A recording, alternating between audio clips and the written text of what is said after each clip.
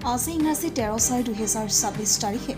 আদিবাসী জানি শক্তি সংগঠি কলিয়াবৰ হাতীগাঁও আঞ্চলিক সমিতিৰ উদ্যোগত আৰু হাতীগাঁও চাহ বাগিচা ৰাইজৰ সহযোগত বাগিচা অঞ্চলত চুলাই সুৰা মদ বিক্ৰী বন্ধ কৰা, চুলাই বনোৱা বন্ধ কৰা, শৈক্ষিক স্বাস্থ্যৰ লগতে বিভিন্ন দিশৰ ওপৰত নগাঁও জিলা কলিয়াবৰ সমষ্টি হাতীগাঁও চাহ বাগিচা নামঘৰ প্ৰাংগণত দিনৰ 11টা বজাৰ পৰা এখনি সজাগতা সভা অনুষ্ঠিত কৰা হয়। উক্ত সভাত সদৌ অসম আদিবাসী ছাত্ৰ সন্থা আছা কেন্দ্ৰীয় সমিতিৰ সাধাৰণ সম্পাদক পূৰণ কঞ্জু, কেলিডন চাহ বাগিচা সহ পৰিচালক অনুপম চেতিয়া, কেলিডন প্ৰাথমিক স্বাস্থ্য কেন্দ্ৰৰ চিকিৎসক ডক্টৰ জয়ন্ত কোঁৱৰ, হাতীগাঁও চাহ বাগিচা পঞ্চায়তৰ সভাপতি বীৰছা মুৰা, হাতীগাঁও চাহ মজদুৰ সংঘ প্ৰাথমিক গোটৰ সম্পাদক ইছাক তিৰ্কি, হাতীগাঁও স্বাস্থ্য কেন্দ্ৰৰ চিকিৎসক গুঞ্জন চৌধুৰী, কেলিডন চাহ বাগিচা স্বাস্থ্য কেন্দ্ৰৰ সহ চিকিৎসক বিনীতা মুৰা, আছা নগাঁও জিলা সমিতিৰ কাৰ্যকৰী সদস্য সুভাষ ফিল, আদিবাসী জানি শক্তি সংগঠি কেন্দ্ৰীয় সমিতিৰ যুটীয়া সম্পাদিকা শ্ৰীমতী উজ্জ্বলা মুৰা, হাতীগাঁও আঞ্চলিক সমিতিৰ উপসভানেত্ৰী মেৰলিন ধানোৱাৰ, জানি শক্তি সংগঠি হাতীগাঁও আঞ্চলিক সমিতিৰ বিষয়ববী বিয়ানীৰ লগতে 1.5 শতাধিক চাহ শ্ৰমিক ৰাইজ উপস্থিত আছিল।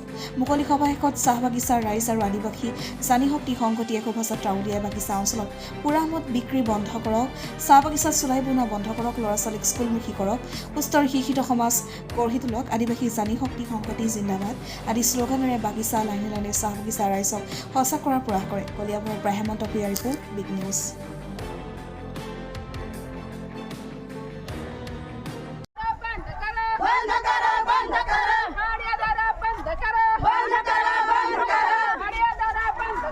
बंद